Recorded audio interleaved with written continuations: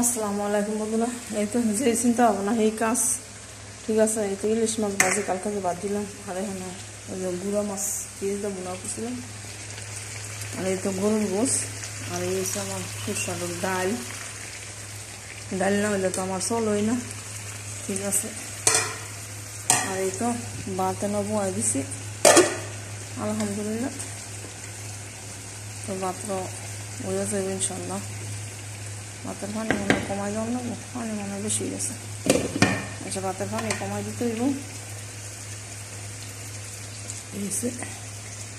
সব কিছু আস্তে আস্তে জাল দিয়ে বয়াই দিলাম। ওখানে তো ভাত তো দিয়া লাগছে, ওখানে তো না শেষ করে তো যখন যাওয়া যেত না, ঠিক আছে। হাল চাল তো এগুলো হয়ে গেছে, ভিতরে করে লইলে খালি হবে তরকারিটা বাইরে দেখতে জানলে।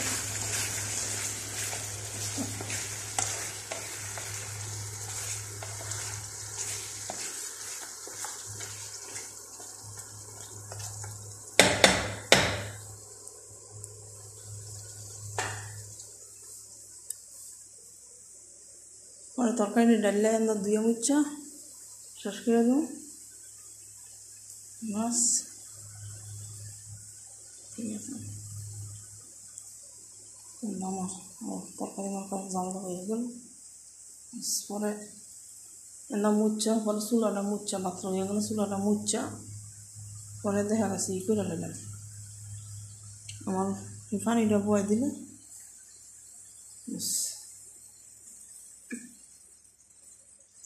যে কয়দিন জান মাছ চলুন যা। ভাতের পানিটা তো কমাই লাগবে, নাহলে তো ভাত তো আবার সেদিনের মতন হয়ে যাবে। মানে ওখানে নতুন পাতিলাত বড় পাতিলাত রাঁধি তো পানি দেওয়ার কোনো আন্দাজ নেই, ঠিক আছে। এই মেন সমস্যা, ঠিক আছে।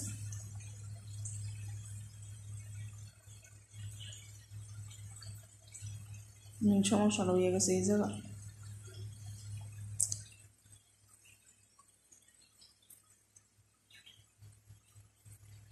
সবাই ভালো থাকবেন।